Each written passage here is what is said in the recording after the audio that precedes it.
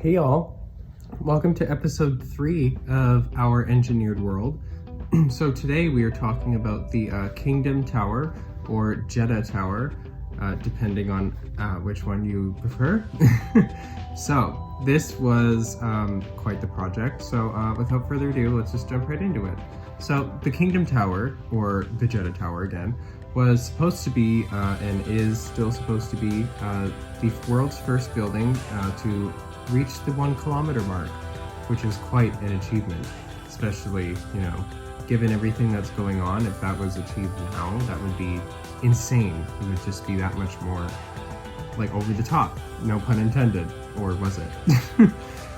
It is supposed to be almost 200 meters or just under 600 feet taller than the Burj Khalifa, 591 feet taller to be exact, which doesn't quite exactly put it to shame, but it's enough to dethrone it, okay? Now, the area that it occupies is 50 hectares, or about 120 acres, which is, like, massive. I live in Alberta. I'm surrounded by nothing but prairie, so, 120 acres, it definitely exists here, and it's not small. So, yeah. The tower is supposed to be, or was supposed to be, the first of a 3-phase Jeddah economic city development that was supposed to, that was supposed to be integrated into the city of Jeddah, and it was supposed, just supposed to help. The second phase was infrastructure, so that would have been, new roads, that would have been new transit lines, new airports, new marinas, new train freight stations, etc., new bus stations, and so on. So that part definitely would have been interesting because, one word to describe that nation is visionary, to say the least. We're definitely going to be going over some other products like NEOM and the line. So yeah, those definitely speak to their culture and their resiliency and their will, and the fact that they literally are just doing these things to diversify their economy in the most beautiful, sustainable, and best ways possible. So yeah. The tower will also house the highest observation deck, which I'm not afraid of heights, but I don't really run for them when I can. Humans try to avoid unnecessarily high points in their life when they can.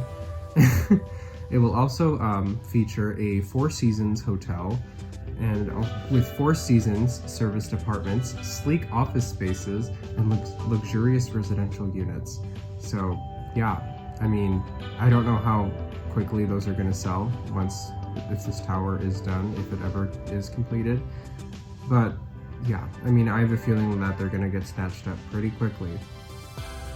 On August 2nd in 2011, so 9 days before my 11th birthday, also my dad's birthday, that would have been his 42nd birthday, Kingdom Holding, the investment company, announced that they publicly reached a contract with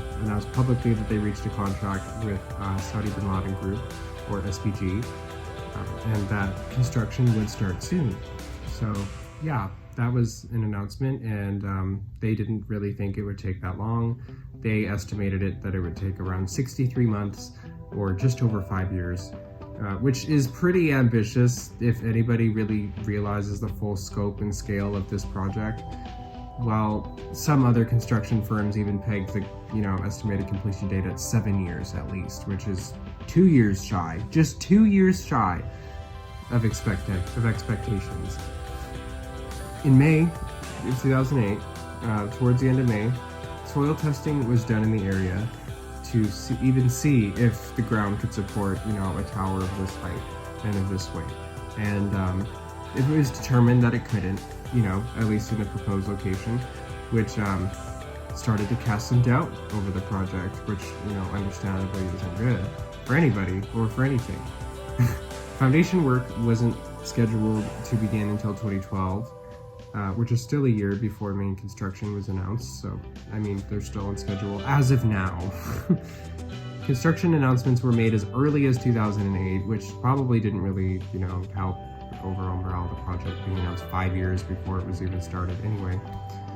And in August 2011, it was stated that construction wouldn't begin any later than December, which pushed the tower's completion date out of the preferred 2016 and into a 2017 window.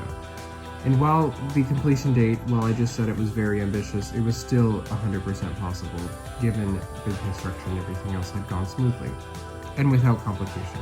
The project was supposedly shelved due to the 2008-2009 global financial meltdown. I mean, what project wasn't shelved? And one of the project's previous construction firms, Bexel, were actually looking for a way to end their involvement in the entire process and to sort of distance themselves from the project. And of course, these reports came out criticized by Kingdom Holding, who basically stated that the project hadn't been put on hold and that it was still going to go on and whatnot, whatever. In April 2010, Adrian Smith and Gordon Gill were chosen as the preliminary architects, and eventually they actually won against 8 other firms, which is pretty good. In October of the same year, Kingdom Holdings reached an agreement with Amar Properties, who is also a very big Saudi company. Kingdom Holdings also said that construction was continuously progressing on the tower, or continually progressing on the tower, so that's good. Just the foundations of the tower alone required 500,000 cubic meters of cement, or concrete, and 80,000 tons of steel. And in March and April 2011, the tower's design was reportedly confirmed, and they were going to go ahead with what they had, and they were happy with it. On August 13th, 2012, Jeddah Tower's landscaping contract would be awarded to US-based Landtech Designs, which is an interesting choice. But anyway, on September 21st, 2012, financing of the tower was complete. All of the necessary and required funds were in place. All of the money was where it had to go, and everything financial-wise was moving along smoothly. On October 10th, 2012, Kingdom awarded Omrania and Associates and Barton and Wilmore a $65.5 million master plan contract, as well as awarding Bauer, which is a German foundation equipment company, a $32 million 10-month contract to do some foundation work.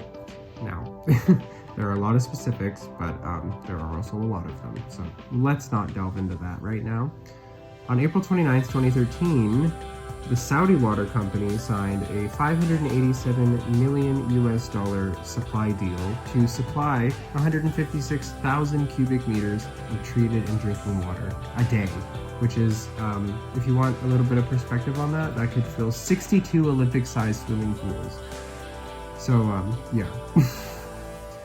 And as of April 1st, 2013, construction was underway and was going very smoothly up until January 2018, right until construction was halted over some labor issues with the contractor, followed by the 2017-2019 Arabian Purge, which, as of now, has left the entire project in limbo.